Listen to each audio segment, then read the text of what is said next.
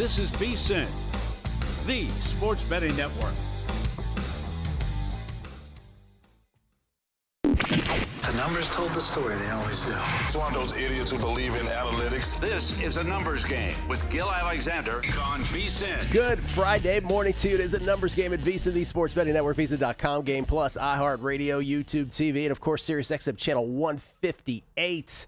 It's Gil Alexander. That right there is Kelly Bidlin. Hello. On a football Friday. Yeah. Football.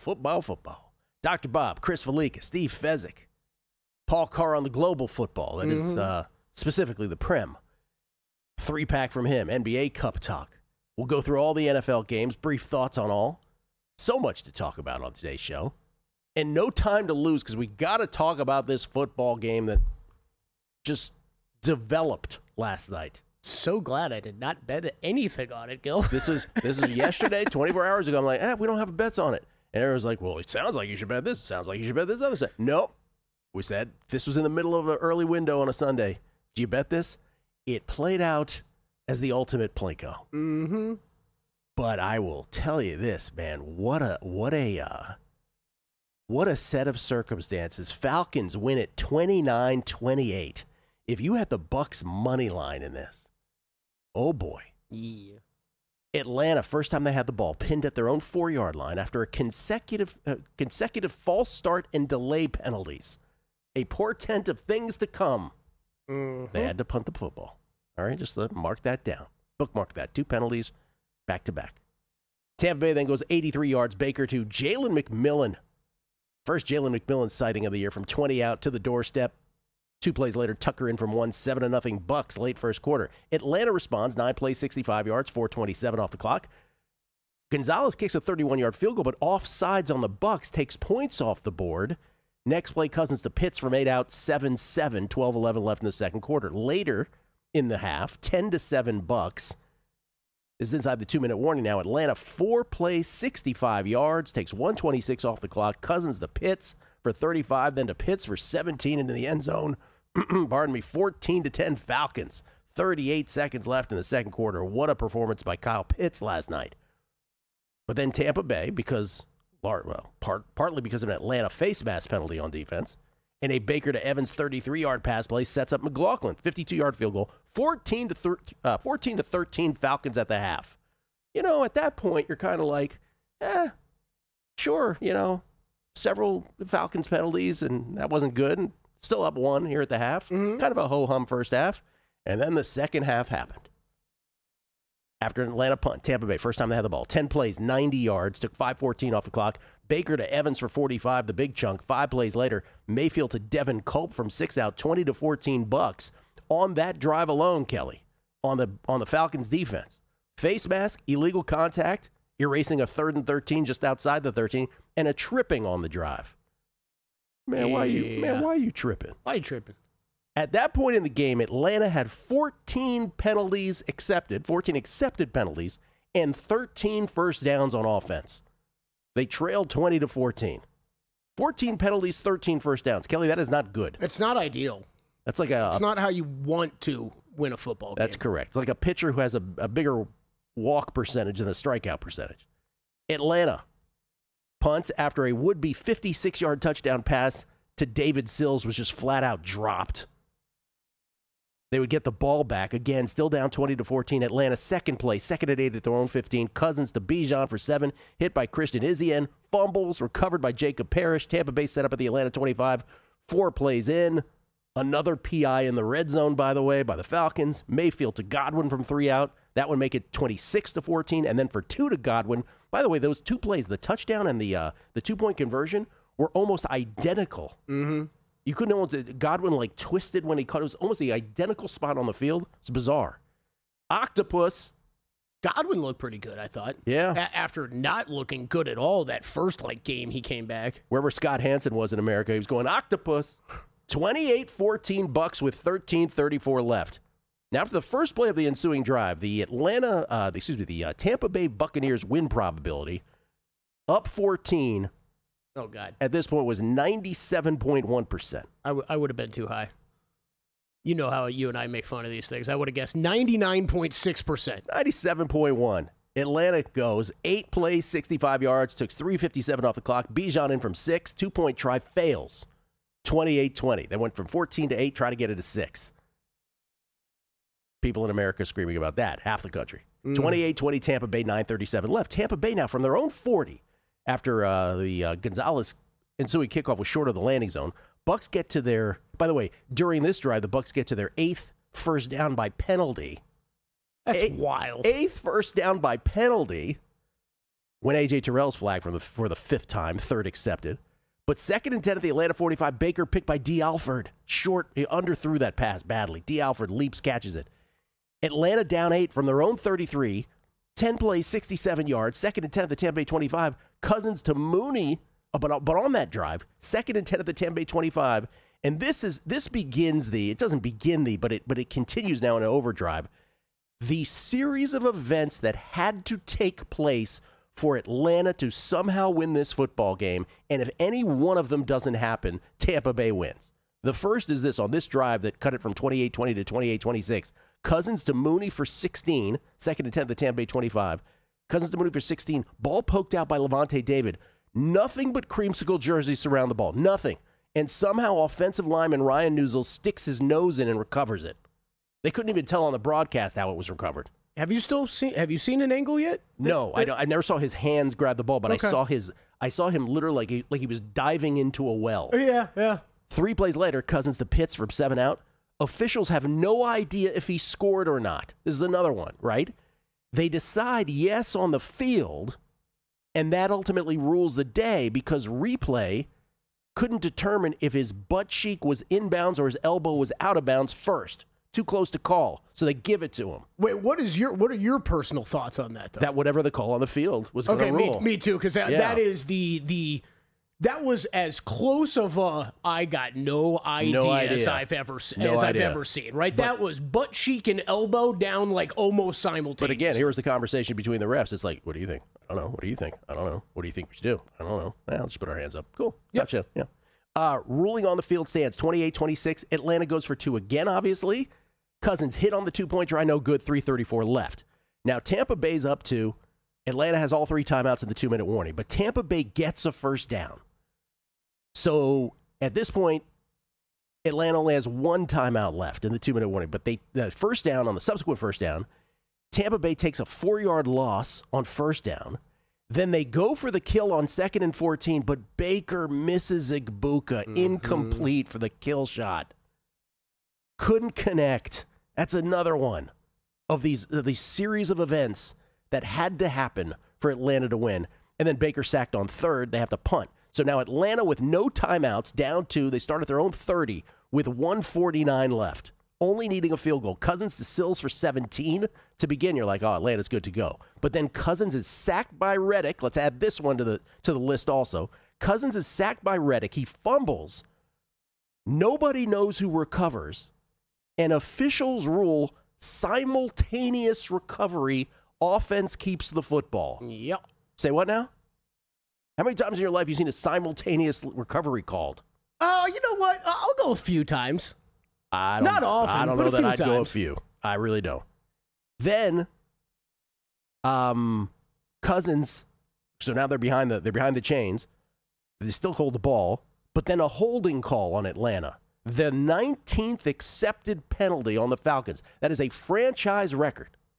By the way, NFL record, most penalties accepted in a game, I was curious, 23 by the Raiders in 2016 in a game. No, this was the 19th. Team and year checkout. Yep. What'd you say? Said team and year checkout. Raiders 2016. Yeah, that sounds about right. That tracks. All right, so it's 2nd and 28, right? This is still over. They're not overcoming this. Cousins has Moody, pass short. 3rd and 28. To Pitts for 14. 4th and 14. Surely this is done. Amazing catch by Sills for 21 to the 36. Then an offside on Tampa Bay. To Moody for 6. 2 plays later, they spike it with 4 seconds left at the Tampa Bay 25. Zane Gonzalez, 43-yard field goal. Good. And in the most improbable fashion, the Falcons beat the Bucs 29-28. And if the Panthers beat the Saints on Sunday, it will knock the Bucs NFC South title chances down all the way down to 35% from 76% before this game. But remember, the Bucs play the Panthers twice still, so it's still on their racket. Once again, let's just review this for a second. Levante forces the fumble at the 10. Have no idea how Tampa didn't recover it when the offensive lineman from Tampa Bay did. Then Reddick forces Cousins to fumble, ruled a simultaneous recovery. Then the last Pitts touchdown before that, remember, was ruled a touchdown on the field. Replay couldn't determine if the butt cheek landed before the elbow did out of bounds. You lost up 14 in the fourth and let a team that had nothing to play for overcome a franchise record 19 accepted penalties. We have enough time for Todd Bowles?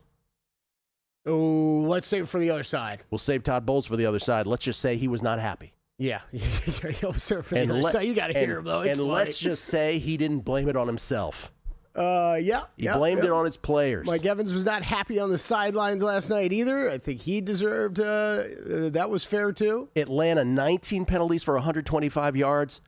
Didn't matter. They still end up with 476 in total yards. Cousins, 373 through the air. And Kyle Pitts, 11 for 166 and 3 touchdowns. The first tight end to reach 150 yards with at least 3 TDs in a game since Shannon Sharp in 1996. Gil, well, you and I are not big fantasy football players. No. I heard this note this morning, blew my mind, had to double check it. Kyle Pitts' production last night, of his career fantasy points, 7% of his career fantasy points he tallied last night. Man. That's insane. It's insane. Good use of tally, by the way. Well done. Todd Bowles' comments on the other side. Let's just say a lot of it's bleeped out. We'll get to that. And we'll go through all the games remaining in Week 15 in the NFL. It's a numbers game right here at VSiN. Coming back. The college football playoff is here, and VSiN's betting guide is your ticket to cashing in. For just $14.99, you'll get expert previews of every first-round matchup, playoff brackets from VSiN hosts and insiders, and the sharp insight you can't get anywhere else. Or skip the line and get it free with a VSiN Pro subscription. Go to vsin.com/CFP to purchase the guide and join us on the Sports Betting Network.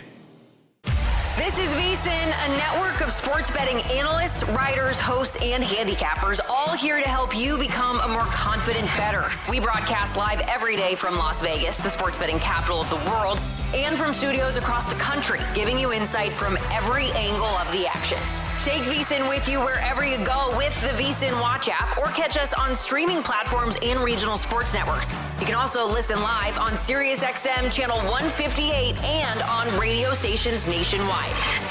Check out vsin.com as well for betting tools, exclusive betting splits, AI-powered player prop projections from Opta, pro picks for every game, plus in-depth betting guides and articles built to give you an edge.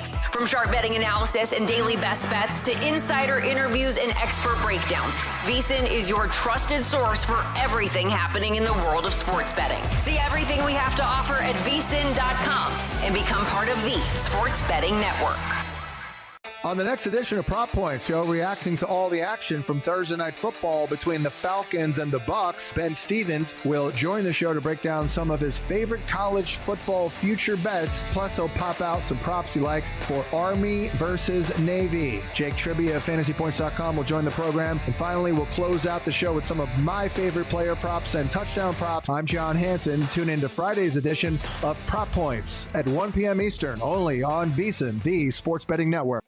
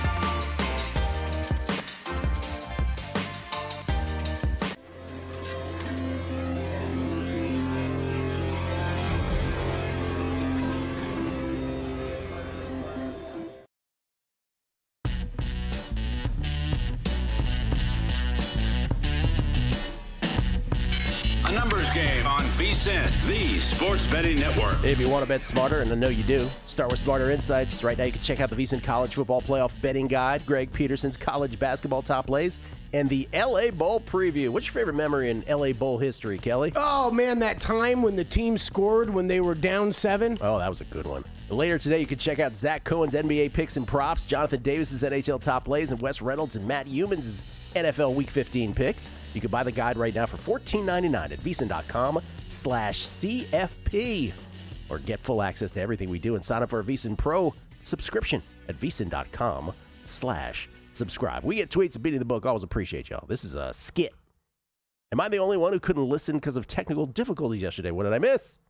Hopefully we're hearing from Ballpark today. Much love. Happy holidays. We had a little bit of technical difficulties yesterday at times, but we overcame. Only saw one tweet about that, right? That's the only person we had like app issues yesterday, right? I don't know. I think we got one of those during the show, but that was about it. James Fraction. Hey, James, how you doing? Met James here at Circa before the season started, before the contest. He said, hey, Gil, I laughed out loud when you and Kelly had the no-play narrative for Thursday Night Football, only for viewers to interpret what you said to back both sides of the game yesterday. I took your advice, focused on player props instead. It was a great night. Keep up the great work. Thank you, James. Nice. Glad it worked out for you. That was cracking me up yesterday. I don't know why. By the time we hit hour 3, I'm like, we've got more comments and questions about this Thursday night football ridiculous game. That's right. Parlay Pete. College football playoff odds shifting hard into deadline. Not sure what deadline means. Watching how Felica reads those moves will show whether they're finding genuine edges or just tracking public sentiment. Shout out to Chris Felica from Parlay Pete. And Bullet Godfrey. Well, you know it's going to be a great show when you hear butt cheek referenced multiple times the first 5 minutes in. Yeah. Well, we talked about equine herpes yesterday. You missed horse herpes. It's actually a downgrade from yesterday. Horse herpes made the first segment. Outbreak here, not necessarily here in Vegas, but coming into the rodeo here. All right, real quick, before we move on to every game, this was Todd Bowles, again, after the unbelievable way that the Bucs managed to gack that game last night and just the series of circumstances that happened. Todd Bowles, head coach of the Tampa Bay Buccaneers, let's just say, didn't take it well. Tell them in the locker room after a game like this. It's inexcusable. You don't make excuses. You got to care enough where it hurts. You got to care enough where the hurts. It got to mean something to you. It's more than a job. It's your livelihood. How well do you know your job? How well can you do your job? Well, you can't sugarcoat that. It was inexcusable, and there's no answer for it. There's no excuse for it. That's what you tell them in the locker room. Look in the mirror. If you're scoring at home, that was 10 bleeps. 10 bleeps? I actually think I saw ESPN do that this morning. That was great. That's 10. Now, from a guy like Todd Bowles, who's a soft-spoken guy, because there's some personalities, right, like, oh, man, he doesn't talk much, but when he does, we all pay attention. When Todd Bowles does it, do you have that impression? I don't. I'm sort of like, okay, dude. Oh, yes, 100%. I wanted to see where you were going with that. I was telling Danny before the show. I was just like, I'm Todd Bowles. This is how you know. I'm going to let you know that I am slightly more upset than I normally am. And by doing that, I'm going to use foul language. Foul language means I'm super upset and not robotic whatsoever. That's right. By the way, full transcript will be available at VSiN.com later in the day. Again, from a playoff perspective, the Buccaneers, if Carolina beats New Orleans on Sunday, and they're a 2.5-point road favorite to do so, the Buccaneers' chances, according to ESPN Analytics, Buccaneers' chances to win the NFC South will drop from 76% all the way down to 35%. But keep in mind, it is still on the Buccaneers' racket because they play the Panthers twice, week 16 and 18. So as devastating as that loss was, it's still in their control. Mm-hmm. Still in their control. Did you like my Todd Bowles inspired graphic, though? What the Buck? Todd Bowles inspired. What the Buck? There you go. Yeah. To win the NFC South, they've dropped from -300 to -130 to make the playoff. Same thing because they ain't making it as a wild card, so it's identical. And to win the NFC, which was always just a farcical to begin with, it goes from 20-1 to 30-1, and you see the rest. I mean, what's crazy is, I did, during that game last night, Gil, I don't know about you, I started to feel like an idiot for not betting the Bucs at one point, because I'm like, dude, all these guys are healthy. We talk about getting healthy at the right time. They all played. Wirfs, Evans, McMillan, Who else am I forgetting? Bucky Irving's been back. Yes. Everybody played. And they're feeding him again, right? I mean, you pull up a box score, Bucky Irving's getting carries, and nobody else is getting looks really anymore. Mike Evans he had 6 catches yesterday. Like, they're all back getting healthy at the right time, and then you go and do that. Chris Heath, is this the Jerry Springer show? And if it was in the end zone, would he need 1 or 2 cheeks down? Only one. Only just one cheek. One butt cheek necessary. Yeah, one cheek. That's right. We're here for all your butt cheek needs. Yeah. Probably should have rephrased that. All right, let's go to the rest of week 15. What's that? I just blindly agree with you. Yeah, you're like, absolutely. Yeah, absolutely. You're all aboard. I appreciate it. Got your back, Gil. My Flava Flav over here. All right, let's do this. Rest of the schedule. Not rest, but we'll get to as many as we can right here. Week 15, Arizona Cardinals at Houston Texans in the early window on Sunday. When we had the question on the Megapod, Dr. Bob, the guest on the Megapod, he was great yesterday on the Megapod. Our question of which of the big favorites is the most likely to lose outright, I think all of us said the Texans. Of all the big favorites. Okay. We just couldn't see any of the other bigger favorites actually losing in the end. So the Texans, because they play the Cardinals, and you figure the Cardinals are the most live of those dogs. Yeah, I did do I did put together a little 3-team 10-point teaser with some of the big faves this week. I did include the Texans. Okay.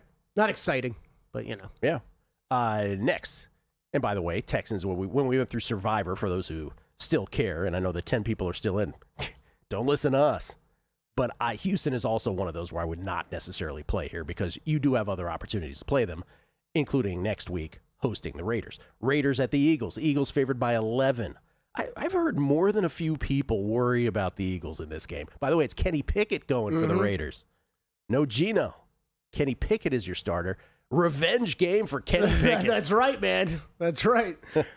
Eagles was another side I threw in there in the 10-point teaser. I don't know if I love that one though. I don't. I'm not going to say I get the Raiders love because I don't think it's Raiders love that anybody has out there. It's Eagles concerns. I mean they have shown that no team with this much talent than with what we've seen before should be falling apart like they are. They're falling apart in front of our eyes. And this is the proverbial must-win for the Eagles. Yes. If you lose this, oh boy, it's code red, given the schedule and the Cowboys in your rear view. Well, just even think about it from a coach, quarterback standpoint, right? Yeah. I mean, ownership, that you're going to be in Eagle State. You're in the Link on Sunday. The Raiders come in there, and we're talking if you go into halftime trailing or something like that, oh man. And you're hearing this stuff about Hurts being benched, or it's like he's more likely to get an extension than he is to get benched. Yeah, that part's so silly. Jaguars, also the Jaguars, 13.5-point favorites against the Jets. Also a potential, like the Eagles, potential survivor play for some. I have no play. Total 42. 13.5 is the spread. 42 is the total. So what is that? Boop, boop, boop, boop. 27-14-ish, 28-15-ish, that kind of thing. We do not have an announced starter for the Jets yet, right? Justin Fields, Tyrod Taylor both missed practice earlier in the week, both listed as questionable. Or it could be the Brady Cook experience again. Or it's the Brady Cook. So I guess one of those guys ends up getting healthy enough to go, or otherwise it's Brady Cook again. Chicago Bears hosting the Cleveland Browns. Bears are 7.5-point favorites. And the Chicago weather, right now, 10-day forecast. Looking at Sunday right here on the old computer, and it looks sunny, but it looks frigid. 14 degrees Fahrenheit, but sunny. No precipitation, no wind, just cold. Cold as all get out, I believe, is the technical expression. Anything here? They're not expecting any wind. We got a total set at 39. Oh. I mean, that's what I'm looking at least the weather I'm looking at. Yeah, I hadn't checked in a couple days. No, I've got nothing here. I will echo what I heard Mike Somich say on the Sharp Money podcast. You should check it out. Get it wherever you can find your podcasts. Him and Patrick Maher do a great job on there. I think I've say, like he said, I have heard the Bears thrown into a lot of teasers this week. It scares me a little bit, Gil. That is still a top flight defense you're going up against. Like I do not have that full faith and trust yet. Still in this Bears team. And we have said on this show many times, like the Bears schedule is rough. This is the one game you absolutely have to win because then it could get super ugly.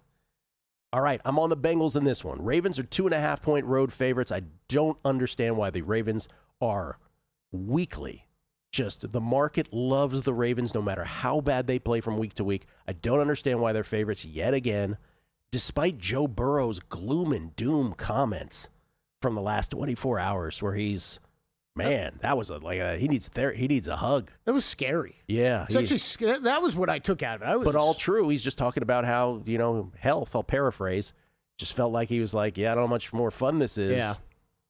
Body concerns and all that. Very much appreciate him keeping it real, right? Yeah. But, I left scared after hearing that. I was like, man, this is not fun to hear a human being talk like this. Other teams, according to Adam Schefter, took notice of these comments. Of course they did. Yeah. But I got the Bengals, plus 2.5. He still got the best. You can't ask for better offensive weapons. Defense, a whole nother story for that franchise. We'll come back more of these games. Obviously, the rest of these games we'll get to. Just brief thoughts on all. Paul Carr on the other side with a 3-pack of Premier League picks next on a numbers game right here at VSiN. Got a good thing coming, just wait and see. It's a good.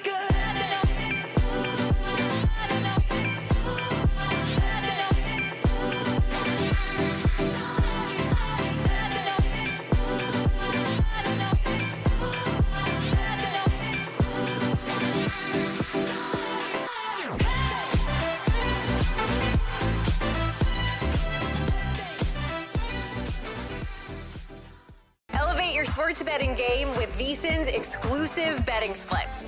Stay ahead with real-time market trends and track bet percentages on any matchup, then uncover the edge by comparing them to the amount of bets placed to find out where the sharp money is headed. Upgrade to VSiN Pro to access betting splits, live odds, line moves, power ratings, and in-depth game analysis. Go to vsin.com/pro to join VSiN, the sports betting network.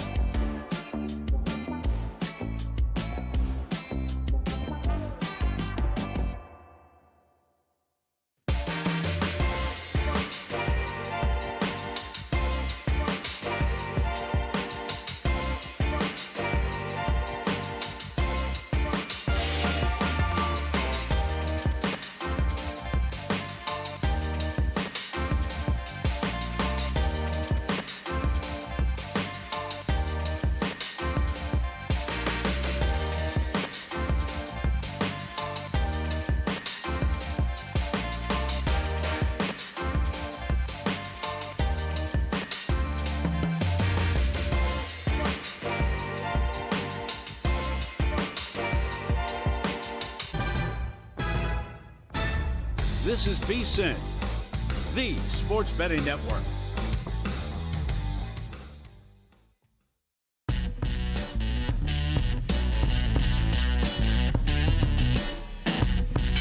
A numbers game on VSiN, the sports betting network. It's the season to come together over your holiday favorites at Starbucks. Warm up with a creamy caramel brulee latte. Get festive with an iced gingerbread chai. Or share a velvety peppermint mocha. Wow. Together's the best place to be at Starbucks. Skill Alexander. We get tweets at Beating the Book. Nick, Real Nicks. When we were in high school, me and my crew once watched Scarface just to count how many times Pacino said the F word. I think we counted like 280. Bowles was on an incredible pace to cover that number. Yeah. Yes, he was. Yeah. By the way, there is nothing funnier than the mind of adolescent males trying to do stuff like that. Hey, you know what we should do? I think I've got one better for it. Somehow this movie's been brought up a lot of times recently. The Big Lebowski. There's the Big Lebowski White Russian drinking challenge. It's a White Russian is a drink. Okay, he drinks it throughout the movie. I know you haven't seen the movie. Thank you. He always has one in hand though. It's kind of like his bit as the character, Jeff Bridges. And the challenge, of course, is that you have to drink a White Russian every time you see the Big Lebowski drinking a White Russian. It's impossible. Don't try it. Absolutely do not try it. The only thing I know... This is like me chugging eggnog a couple years ago. It's that same feeling. The only thing I know for Big Lebowski is the Shabbos thing that he goes. Yeah. That's all I know. A White Russian has half and half in it. Money down bets. Is Paul Carr coming on today? Why, yes, he is. In moments. If so, can you ask him if they stopped doing the soccer podcast for The Ringer and if he's doing a pod elsewhere now? Thanks. Why, we have Paul Carr right now, courtesy of the Progressive Guest Line. You can follow him on Twitter. Clever Twitter handle, Paul Carr, C-A-R-R, from True Media Networks. Paulie, how you doing, man? I'm good, Gil. I always love when you Marshall McLuhan me right out of line like that. That's right. The podcast, Ringer podcast, on pause at least for now. Yeah, one of our guys departed. We're hoping to revive it before the World Cup, so we shall see. Okay. You just let me know, Paul. I'm available. All right. Man is available. Kelly's ready to talk Bundesliga. That's right. Kelly just uses the show as like, job recruitment. He's like, I'm available. I'll do that. Wolverhampton Wanderers, Gil. Speaking of which, he's teeing this up for me. So I've kind of been fixated on this kind of thing through the years where I'm like, I'm a much more casual soccer fan than you are. I represent the casuals. And I look at the Premier League standings, or the table, Premier League table. And over the years, I have asked you on numerous occasions, hey, do you think they'll get to the worst ever point total ever in Premier League history, which was 11 points? Right now, Wolverhampton, we're not quite at the halfway mark of the season. They have 2 points. Is this the worst? Is this the worst side in the history of the Prem, in your opinion? Yeah, so 2 angles. One, there's a legit case they're not the worst team this season. Purely from an underlying number standpoint, Burnley looks like they're worse, but they've managed to pocket a few wins already. So I think they have 10 points right now. On the flip side, Wolves have 2 points. 2 points. They're on pace for 5 points this season. And their next 4 games are Arsenal, Brentford, Liverpool, and Man United. And 9 of their next 10 are against top 10 or 12 teams. So this is not an easy schedule. They already changed managers, so they've played that card. And the new guys lost all 4 games so far. So, obviously they're on pace for it, and they've got a lot of work to do because it's not like they've been super unlucky. They've been bad, maybe not this bad, but it's the opposite of banking points. They've already lost so many points that they could have a much better second half of the season and still end up on 10 total points. So Derby County, 2007, 2008, don't get that champagne ready too soon. Don't pop the cork. As the Dolphins do in the opposite way in the NFL. All right, let's do the 3-pack of picks first, and then I want to ask you some World Cup questions because now we know the draw for the U.S. But let's do the Prem picks first. What do you got? All right, we'll start tomorrow with the requisite over. Chelsea-Everton, over 2.5, minus 115. Chelsea games have had a lot of goals and expected goals this season. 3rd most expected goals in the league. They give up the best shots in the league on average. A lot of those are in transition. And Everton likes to defend and counter. So this should play right into Everton's hands to get a goal or 2. Chelsea is also missing Moises Caicedo, who's maybe one of the best defensive midfielders in the world. So that will hurt the defense, of course. Chelsea, winless in 4 straight. Everton's won 4 out of 5. So Everton's playing better right now. I think that all adds up to goals one way or the other here. 2-1 either way. Wouldn't really surprise me. I have the over. All right, over. That is tomorrow. Also tomorrow, Brighton and Liverpool. Double chance here? Yeah, I mean, we're just going to keep fading Liverpool. It's worked really well. The double chance has hit against Liverpool in 8 of the last 10 games in the Premier League. Now, Liverpool's been a little unlucky, but they're also the team in biggest crisis in the league right now. Mo Salah, their best player last season, has been on the bench the last 3 games. This week, he said the club has thrown him under the bus, and there's a real chance he never plays for Liverpool again, because they have this game, and then he goes to Africa Cup of Nations over the break to play with Egypt. And will they, get rid of him in the transfer window? It's possible. I guess they probably won't, but it wouldn't shock me if they did. So all that to say, Liverpool's a mess. Brighton's in 8th place, good solid team. They've already won at Chelsea, drew at Palace this season, so they're all right on the road. So I have the Brighton double chance at plus 115 against Liverpool. All right, those are Saturday, and then Sunday, Brentford even money versus Leeds. Yep, 14th and 16th place in the table. Both are a little better than that in the underlying numbers, maybe 4 spots better or so. Leeds has been good at home this season, but this one's on the road, and they've lost 6 of 7 games on the road, most of them convincingly, and their only win on the road was against Wolves. We've already covered. Wolves, not good. Not so good. Brentford, not good. 2 points, bad through 15 games. Brentford's lost 3 out of 4, but all 3 of those were on the road. They've been much better at home, won 5 out of 7, only lost to City and drew Chelsea, and those are pretty even games. So Brentford's missing a couple guys for suspension and injuries, but Igor Thiago's been really good up top. He's second in the league with 11 goals for them. So yeah, even money, I'm just taking the better team to win at home here and right in Brentford. Okay, 3-pack of picks from Paul Carr, as per usual. That'll be up at VSiN.com/picks for survivors. We'll repeat them at the end of the show as well. All right, the FIFA World Cup 2026. You were on with us right before the draw, and I think the draw you said lasted over 2 hours. It was a whole pomp and circumstance. Oh, yeah. By the way, great job by Wayne Gretzky with all the country pronunciations. I mean, that was a bang-up job by him. Good God. Yeah, that was a tough one. I mean, but he knows they're coming. Like, he has that pot of teams. Right. Yes, that's true. Okay, did the draw change anything materially for the U.S.? I mean, they got like a B+ draw, I think. The upside is there is no significantly better team. There's no Colombia or Morocco like they could have gotten. So the U.S. is arguably the best team in their group. It depends a little on which team comes through the playoff for that last spot. If it's Turkey, for example, they're probably a little bit better than the U.S. But so U.S. has much better chance to win the group. They're like plus 130 or so at most books. Their odds to advance might be a little lower than they could have been because there are no terrible teams here. Like, the U.S. is definitively better than Australia, a little better than Paraguay. But there's not a team or two that is just clear-cut rock bottom. So while the U.S. odds to advance are around minus 550, minus 600, if they'd gotten a group with a really bad team or two, they could have been like minus 800 or something like that. So on the whole, this is a group the U.S. would definitely take because they have a much better chance of winning it. I see. By the way, Wayne Gretzky highlights for those who missed it. Jordan was Jordan. I didn't watch this all the way through. Macedonia was Macedonia. Oh, boy. And Curacao was the best. It was Caraco, which I thought was his real hall. That's the capital of Venezuela. No one coached him on this beforehand? Also, like, Wayne Gretzky, with all his money and all that time, he hasn't spent any time in the Caribbean to know about Curacao at all? Turkey, I believe, was another one.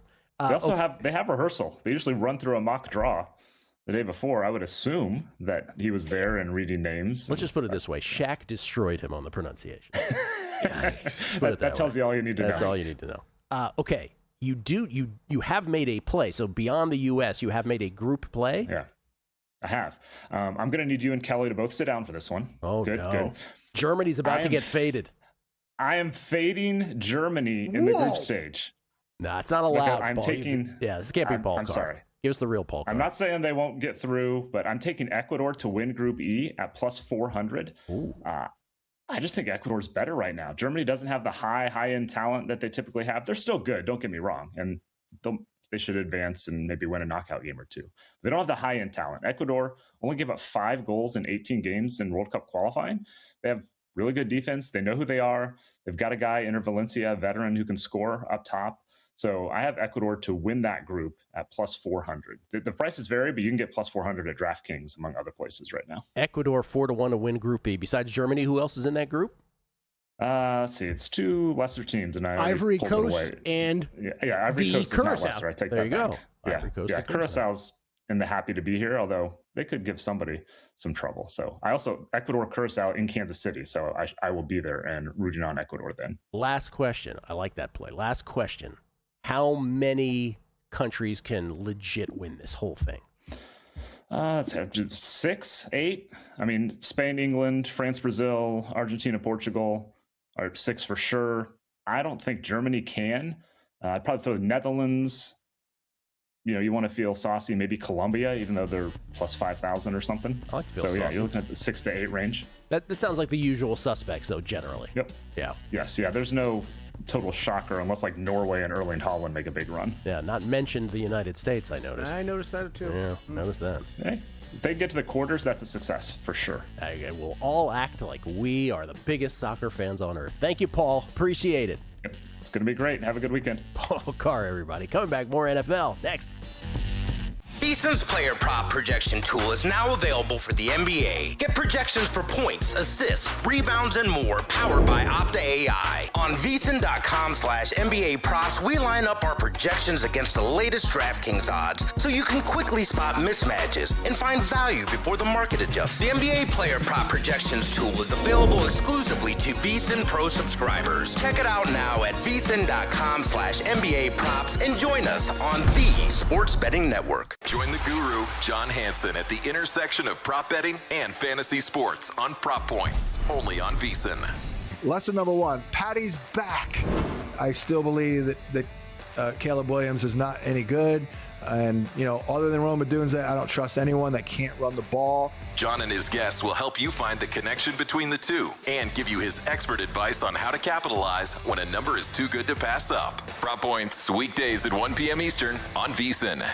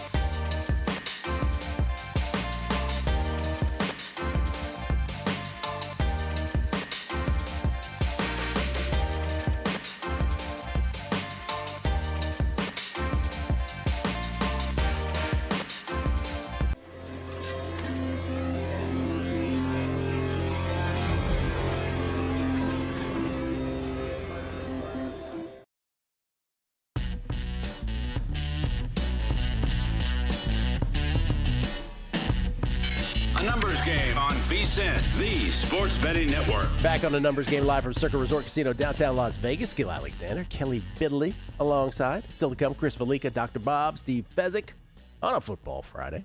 We get tweets at Beating the Book Money Down Bets. Last week on DraftKings, I bet Texans versus Cowboys on the Name the Finalist market, 400-1, along with exact results, Texans to beat Cowboys, 800-1, Cowboys to beat the Texans, 900-1.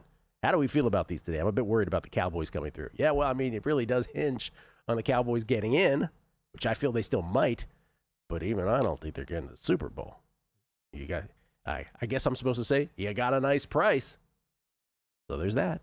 Listen, yeah, man. In this NFL season, who knows? Stranger things happen. Who knows? Sure. Maybe you got it. Jamie Leva, host. This is the answer to why the long face. Contested. What is horse herpes? I'll see myself out. Have a great day, gentlemen. Okay. Chris Heath.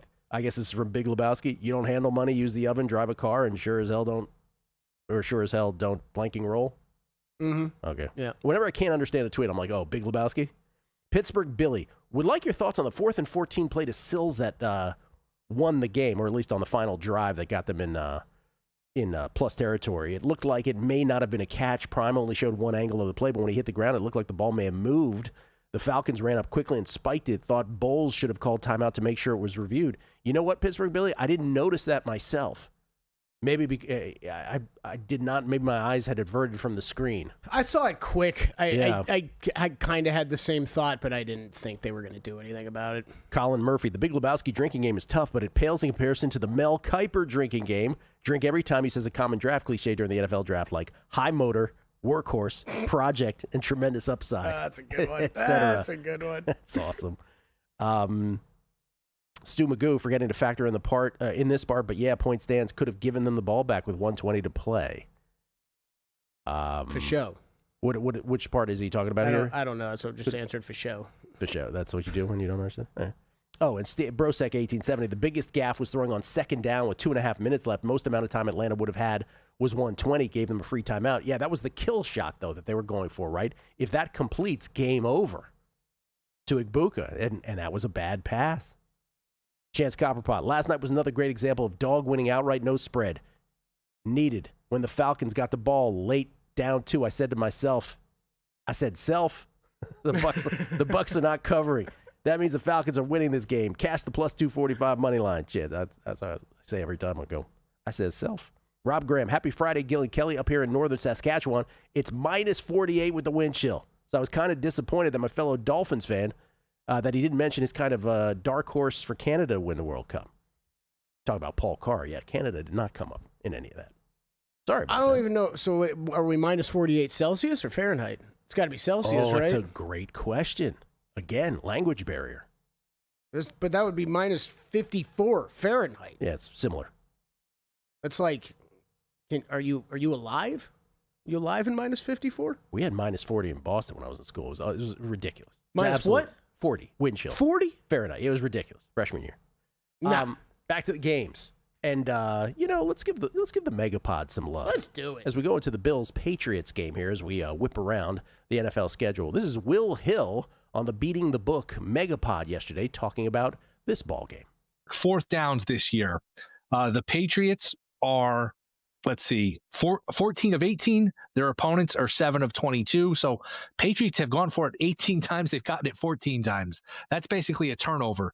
Every time you go for it on 4th down, that's an unsustainable clip there. 7 for 22 is obviously, under expectation. Fumble recoveries, Patriots 10th luckiest team in terms of recovering fumbles. And Drake May played college football at North Carolina. He grew up at North Carolina. I know he's on the Patriots, but it's not like he's played in cold weather a bunch here in his young career. Allen lives for this. He's used to it. I'm still skeptical of this Patriots team overall. I know they're off a bye in their home, but I will take what I think is the better team. In a close game, which I expect it to be, I'll just take Allen over May here. I'll take the Bills minus the points. There it is, Will Hill on the Beating the Book Megapod Week 15 edition, available where all podcasts are distributed. VSiN.com/podcast being sort of the easiest place to point you to.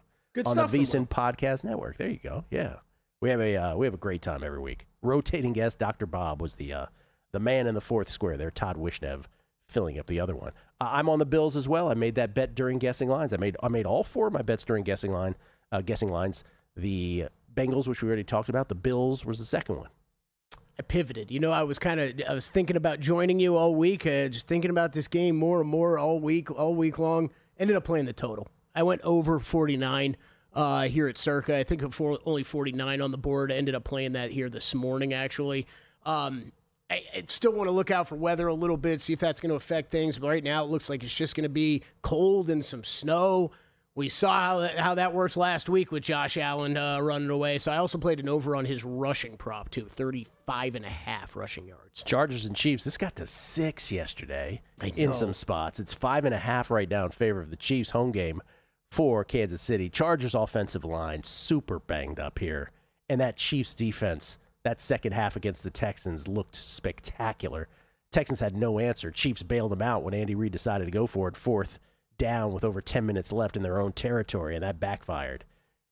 No play for me here. Yeah, I got nothing either. The only one I'm considering, it's actually another quarterback rushing prop, would be Mahomes over his rushing yards. It's just, season on the line. We've seen this from Mahomes before in playoff games. Takes off running more. He's been doing a little bit more this season anyways. So one thing I'm considering, but no bet yet. I'm staring at a Chiefs -6 right now, -110 in certain spots. And Justin Herbert is a go as far as we know. Commanders at Giants, the race for the bottom in the NFC East. Giants, 2.5-point home favorites, total 46. No, thank you. Have fun betting. Marcus Mariota going for the Commanders in this one. To the late window, Mariota. Colts at the Seahawks. Will it be Phillip Rivers? We still do not know as of this moment. Colts are 13.5-point dogs at the Seattle Seahawks. Riley Leonard, if not Phillip Rivers. Yeah. Yep. This is survivor play for those who have the Seahawks. I don't know what to say. This is. Would you lay it or take it if you knew Phillip Rivers was playing? There is no answer to me taking the points. Me either. Yeah, no.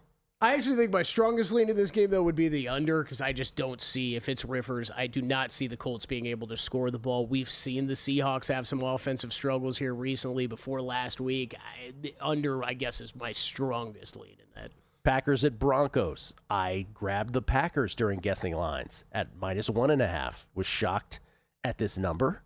You and me both. Was surprised that it was lower than 3. This is a step up in competition for the Broncos. It really is, based on what they're used to playing every week. 2 really strong defenses up in elevation. I still got the Packers. More 2s on the board now than there were yesterday. I still think there's a better chance this gets closer to 3. Yeah, I'm staring at 2. Yeah, staring at a 2. By the time we get to kickoff, I think there's chances 3s pop. So if you like the Broncos, I'd probably sit and wait. See if that does end up going that way. I'm with you on the Packers, though. We have Josh Jacobs questionable, so that's kind of a semi-big deal for us. But like the Packers, I like the under in that game, too. I haven't bet it yet. I want to see where that total moves, 42.5. Like that. Panthers at Saints. No team happier than the Panthers were last night with that result. Again, Panthers right now a half game ahead of the Buccaneers. Panthers are 7-6. Bucs are 7-7. Panthers 2.5-point favorites at the Saints. And again, regardless of the outcome of this game, the Buccaneers and Panthers will still control their own destiny. Yeah, I'm in on the Panthers. I thought Drew gave a good argument for the Saints yesterday. I went back yesterday afternoon, was kind of looking through what they had done recently. Defense is playing better. Got to give them some credit. Tyler Shuck, quietly, average-ish quarterback play. Tyler Shuck running all over the field last game. So I don't love it as much, but still, that's another one I'm just surprised isn't at 3. So I'll take the 2. I'll lay the 2.5. Rams 6-point favorites hosting the Lions. Oh boy, this is a ball game right here where the Lions, I won't say it's must win, but boy, oh boy, this is going to be tough. If they lose, once again, they will be on the cusp of playoff position or not. Yeah, all the injuries for the Lions, especially in the secondary. I understand a lot of Rams love this week. I understand the line. I know some people are blown away at 6. I get it. No play for me. Feels like couple huge MVP games this week, right? Yep. Rams and Lions for Stafford, and then you got Drake May going up against Josh Allen. A lot of MVP leverage here. Rams trying to stay atop the NFC West, trying to maintain the number 1 seed position in the NFC. Niners, 12.5-point favorites over the Titans. Niners only a game behind the Rams and the Seahawks in the NFC West. Third and final leg of my 10-point teaser right here, Gil. There it is. This was really that's kind of why I wanted to start one. The Niners below 3. It felt really good. And a survivor play for those who want the Niners. Yeah. Cowboys, Sunday night, 5.5-point favorites, hosting the Vikings. This is not a play for me, but it will be a contest play for me. It's a play for me. Play for me will be a contest play. As soon as it got below 6, I was actually going to wonder. So you don't think you're going to end up betting this? Maybe, but as of now, I do not have it. Yeah. Because I thought earlier in the week, me and you were both like, if it hits below 6. Yeah. Okay. Yeah. I jumped in, 5.5. Monday night, Steelers now just a 3-point favorite. This is down from 3.5 with the TJ Watt news from yesterday. He's questionable. I took the Steelers during guessing lines at 3.5. Obviously, didn't know the TJ Watt stuff, so I'm locked into that bet. This is one of those weird